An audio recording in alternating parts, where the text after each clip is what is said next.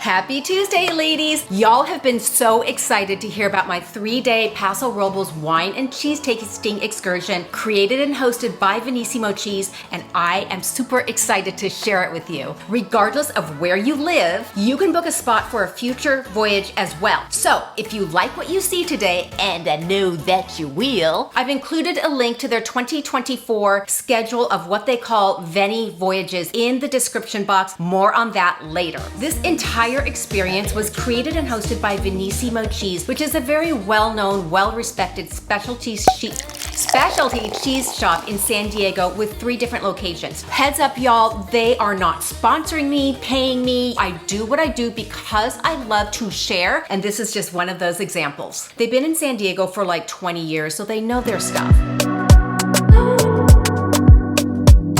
The event took place Wednesday through Saturday in Paso Robles, which is about 300 miles north of San Diego. My sister and I boarded the coaster train on Wednesday at 4:44 a.m. because Alaska canceled our flight. That's for another episode. But it was actually a lovely, lovely experience. It was so easy and hassle-free. It was an 8.5-hour ride up the coast to San Luis Obispo. We arrived about 12:30 p.m., had lunch at a Thai food restaurant just steps from the station. It's a very rural, quaint area, but we had zero issue hailing an Uber, FYI. The Uber took us directly to the farmhouse Airbnb, which is about a 25-minute ride. Here, we would be staying with 6 other guests to enjoy the whole entire 3-day experience. Upon arrival, we were immediately stoked because it was every bit as awesome as it appeared in the pictures. Calming, quiet, warm, welcoming, and homey. Everything that you want. Our 3 hosts greeted us warmly. First was Gina. She's the big cheese and founder of VENISSIMO Cheese. Gina is friendly, welcoming, down to earth. She showed us to our room where we could unpack and get ourselves situated, which of course we did. The room was spacious, airy, and it overlooked beautiful grounds where we would see a family of deer every morning grazing around. It was so beautiful and picturesque. Chef Nate was in the kitchen prepping for all the goodies that we'd be having that evening.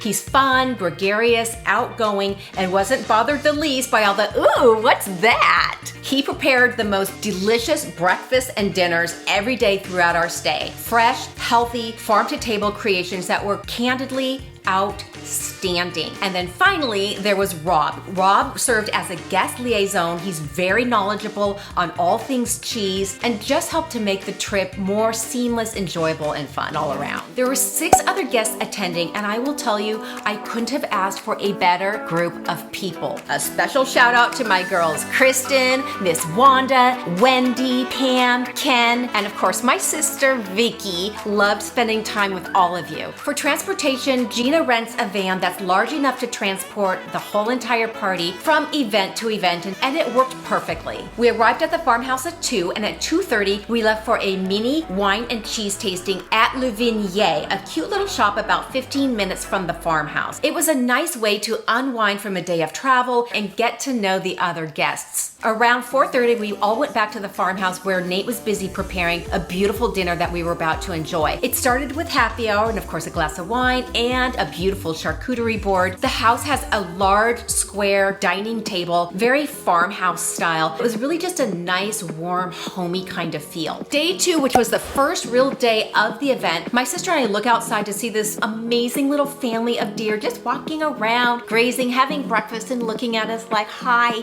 it's us. We grabbed coffee and lounged around until breakfast was served at 9:30. Chef Nate had already been up at Dark 100 preparing the breakfast for us. He had a beautiful spread of fresh seasonal fruit followed by shakshuka, drizzled with this gorgeous green sauce and warm pita. It was outstanding. Hi, yes please, more. At 11 a.m. we all hopped in the van to visit the Giving Tree Family Farm to visit and pet animals, which you know how much I love animals, so I was really excited for this, and learned how to make cheese from goat's milk. This was probably one of my favorite experiences if I had to pick one because they were all really fun. The farm is run by Tina, who is a retired school principal, and her husband, who we learned really loves pizza.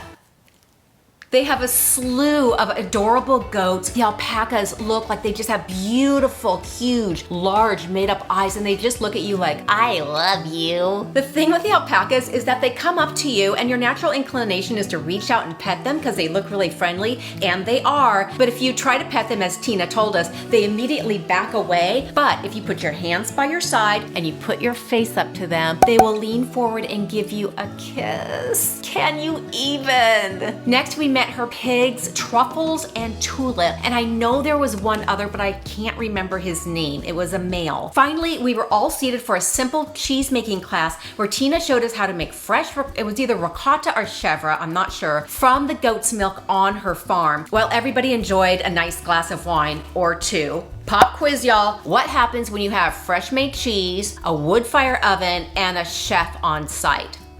That's right, pizza! Chef Nate had brought fresh pizza dough and a slew of delicious toppings and made pizza after pizza after pizza in the wood fire oven for us. It was flipping delicious. We went back to the house for some rest and relaxation. Then that evening was a beautiful wine and cheese pairing by Coast Creamery, followed by dinner outside under the stars. Friday, day 3, this was another one of my favorites. Olive oil and vinegar tasting, followed by a wine tasting and picnic lunch, and the Sensario Field of Lights, which you're gonna see, it's super gorgeous. We started the day with another delicious breakfast by Chef Nate. He made healthy version of Eggs Benedict. Next was our first stop of the day. We were off to the Olea Farm, or Olea, for extra virgin olive oil and vinegar tasting. It's owned and run by this lovely, lovely couple, Rick and Karen, who both live and work on site. They've known each other since junior high school, and they're just amazing, good human beings. We sat outside on a beautiful sunny day, tasting 6 to 7 of their delicious extra virgin olive oils that are pressed and made on site, and all of these delicious balsamics, learning all about the process of extra virgin olive oil making, while Spicy the cat seemed to love me and sat on my lap the whole time. It was so nice. Everyone raved and loved it, and fortunately we had the opportunity to go into their little shop and buy all of the olive oils and balsamics that we loved, so I have a ton of them coming to my house. The next stop, we were off to a wine tasting at Ambeth Estate. Ambeth Estate is an organic and biodynamic vineyard high upon the hills with gorgeous sweeping views. You're probably seeing it now. Chef Nate packed us a lovely picnic lunch of chickpea salad sandwiches, and we were able to sit and enjoy the beautiful views and the warm winds before heading home for a little rest and relaxation. That night, we all went to what they call the Sensario Field of Lights at sunset. It's a gorgeous artistic display of literally thousands and thousands of solar lights all throughout these rolling hills, creating this spectacular scene. They have wine, a little shop for light bites, and hot drinks like hot chocolates and coffees, and people just stroll through the grounds enjoying the beautiful scene. Around 7 o'clock, we all went back to dinner at the farmhouse. On the menu, of course, was a beautiful charcuterie board, followed by another outstanding meal by Chef Nate. Seared scallops, steak, roasted asparagus, mushroom risotto, a salad, and for dessert, cheesecake, and another cheesecake with this gorgeous banana glaze made by Chef Nate.